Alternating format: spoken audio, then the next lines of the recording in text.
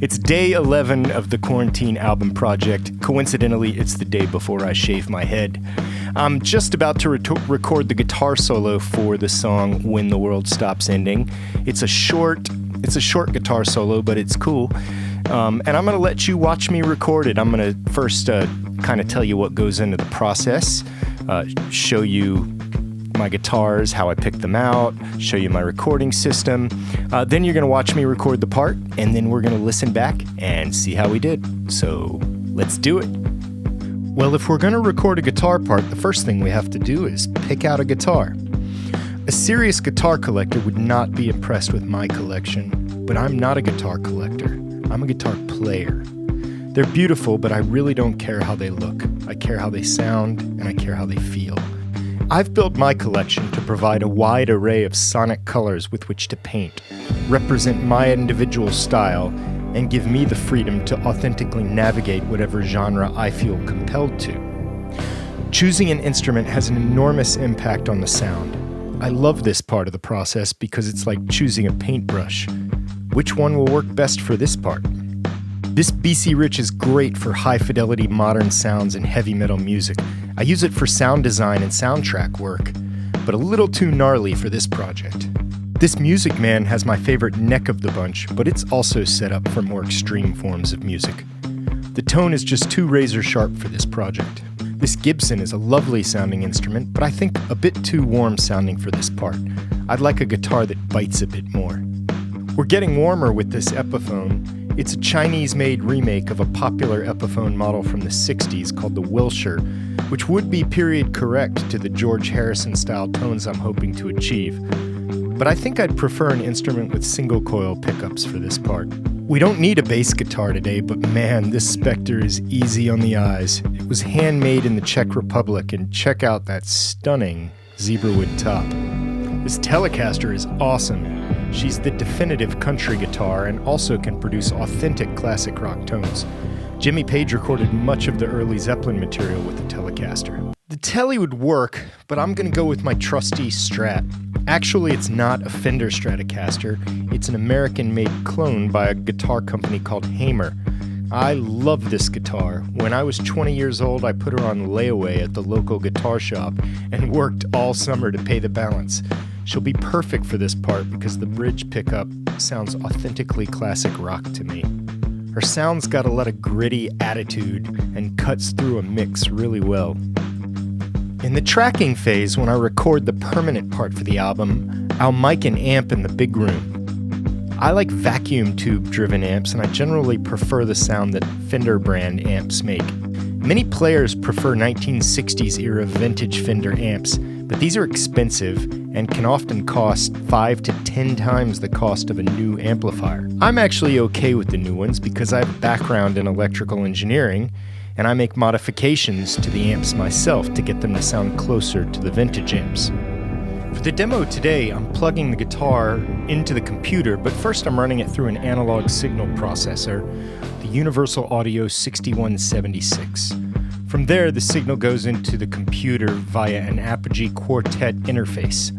Fun fact, Apogee was founded by music engineer Bob Clearmountain, who engineered and produced many of your favorite albums by artists like the Rolling Stones, Bruce Springsteen, David Bowie. So I trust this box. So this is what my work environment looks like. Each of these rows right here represent a recording track containing the recorded information for a specific instrument. You can see they're labeled with instrument names. This is the piano, organ, bass guitar. Here's the percussion up here. Guitars down here. And the recorded information travels along this timeline at the top. I can solo any of these tracks. Like here's the bass guitar by itself. That sounds a little funny by itself, but what if I add in the drums?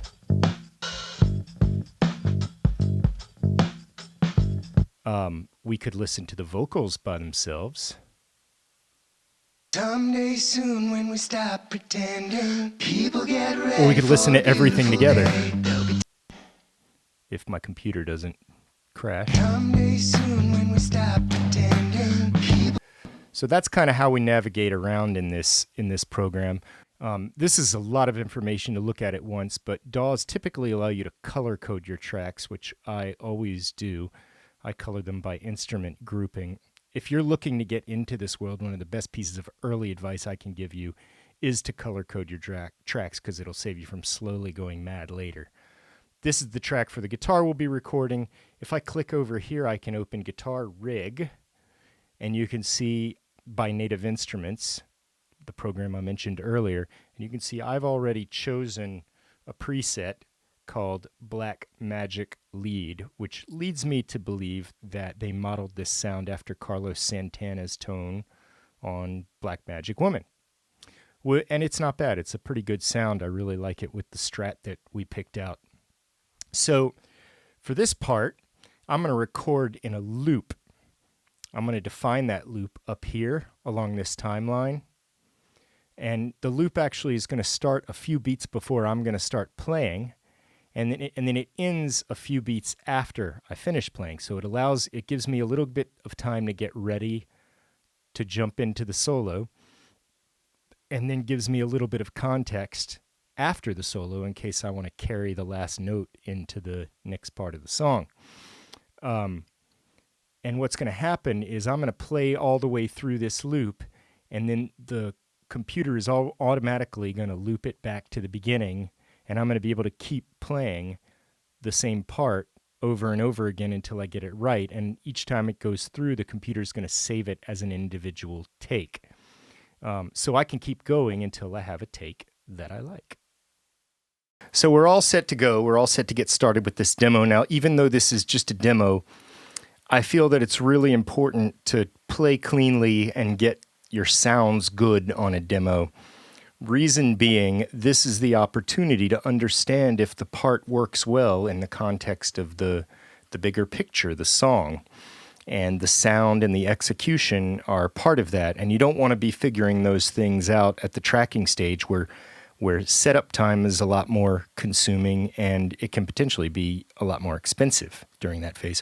Also, there's a good chance that these parts could make it to the final recording, which would save us, in this project, it would save us a lot of time if we managed to do that.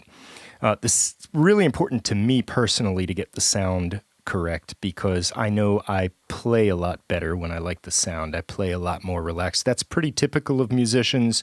When we like the way we sound, we play better, and we find it more difficult to play when we don't like the way we sound, because we always play better when we're relaxed. So I'm feeling relaxed. Let's get started and try and get this part down. Here we go. When the world stops ending.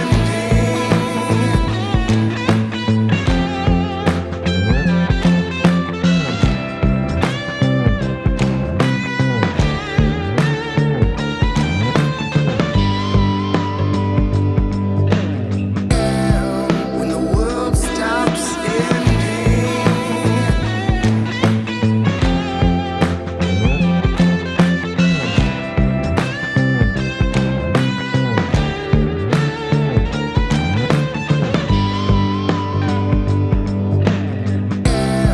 When the world stops ending.